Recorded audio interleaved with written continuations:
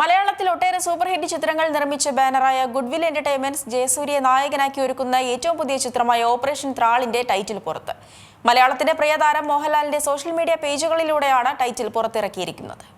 രതീഷ് വേഗ തിരക്കഥ എഴുതി സംവിധാനം ചെയ്യുന്ന ആദ്യ ചിത്രമായ ഓപ്പറേഷൻ ട്രാലിൽ ജയസൂര്യ നായകനാകാൻ ഒരുങ്ങുന്നു.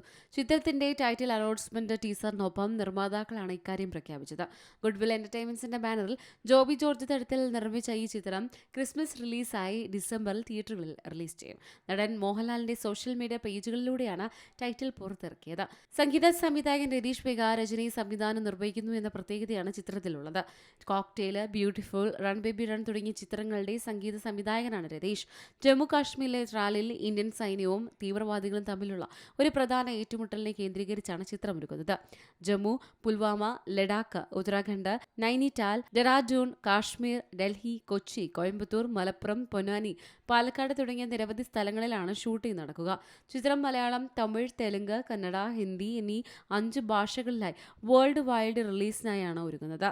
ചിത്രം ജയസൂര്യയുടെ കരിയറിലെ തന്നെ ഏറ്റവും കരുത്തുറ്റ വേഷമാകുമെന്നാണ് ലഭിക്കുന്ന സൂചന. മലയാളത്തിലെ ശ്രദ്ധേയരായ ടെക്നീഷ്യന്മാർ ഒന്നിക്കുന്ന ചിത്രത്തിൽ വലിയൊരു താരനിര തന്നെയാണ് ഒരുങ്ങുന്നത്.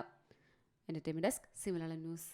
ഏറ്റവും പുതിയ വാർത്തകളും വിശേഷങ്ങളും വിരൽത്തുമ്പിലറിയാൻ സി മലയാളം ന്യൂസ് എല്ലാ ഡിജിറ്റൽ പ്ലാറ്റ്ഫോമുകളിലും ലഭ്യം.